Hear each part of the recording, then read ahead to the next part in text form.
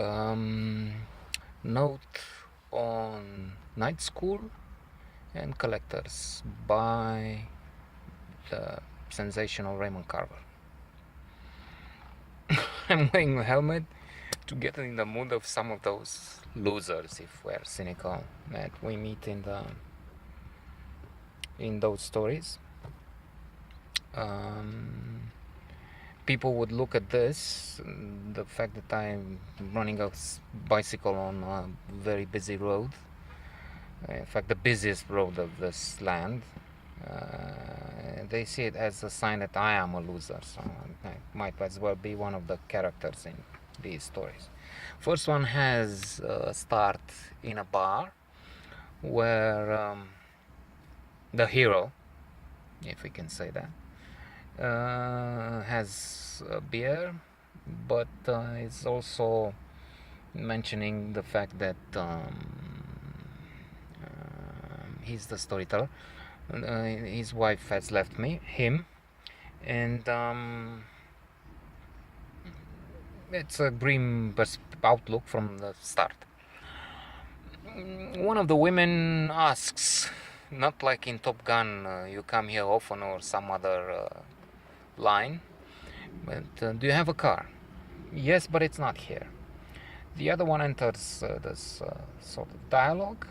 So they mention Paterson, a teacher. This man is attending once in a while. When he's asked, he says, I'm attending school, but it's night school.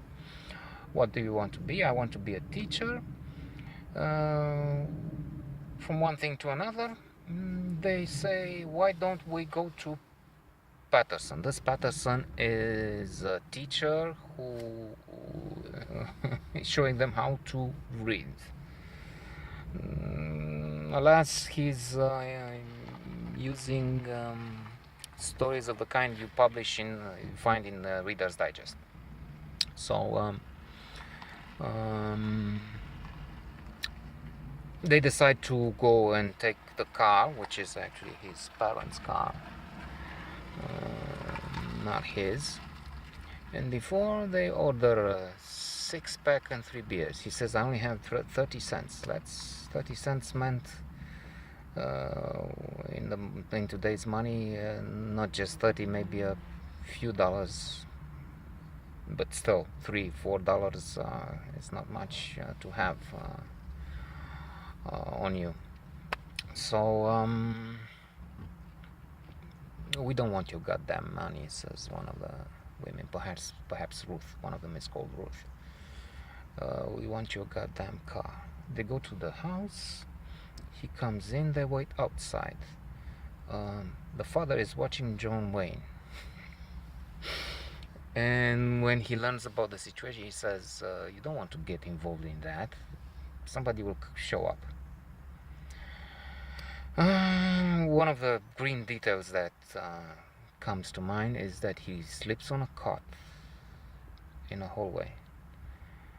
And the only thing I can say about this man and his sad man that comes to me from about Schmidt is a line a woman tells this poor Schmidt. Sad little man, or something like that. The only good thing is that he reads. At about midnight, he goes into his cot, reads until he falls asleep with the light on. Let's move on to the next story. And I will not say how this ends, except that it's hazy, but that's only to be expected. In the next one, Collectors, there's somebody at the door. Audrey Bell is the man, is the salesman, who reminds one obviously of a death of a salesman, Miller, but then also of Glengarry Glen Ross, and in particular the character played by Jack Lemmon. That's what has reminded me when he goes on a lead, and they have the Glengarrian leads, but he has to go on a cold call and tries to do his best, all the tricks in the bag, but it doesn't seem to go anywhere. Audrey Bell has vacuum cleaner, and the strategy is Mrs. Slater has won a prize, This is used in selling and comes down to, can be traced back to influence by the amazing Robert Cialdini. One of the principles there is reciprocity. A car salesman will give you a stereo and you reciprocate by accepting the idea that you have to pay for paint, for metallic color, for which you didn't really want in the first place, and then they add up to a few $1,000s, much more than the $100 or $200 stereo which was thrown in as a gift. The host, we don't know for sure who he is. Mrs. Slater has won the prize, as aforementioned, but the man doesn't give up his identity, so he may be Mr. Slater, maybe they're divorced. That's the most likely version, but for sure we don't know. Audrey Bell takes out some slippers and mentions that W.H. Auden has been through China in his slippers. That's one funny fact. Fun fact. If it's true, I have no idea. He also mentions Voltaire, so there's some kind of a salesman, and we insist to use the vacuum cleaner and wash up the rug and then the mattress. You don't know what gets on these mattresses. Flicks and flags fall, and they're all in the mattress. What happens at the end, I will not mention. I will end this here.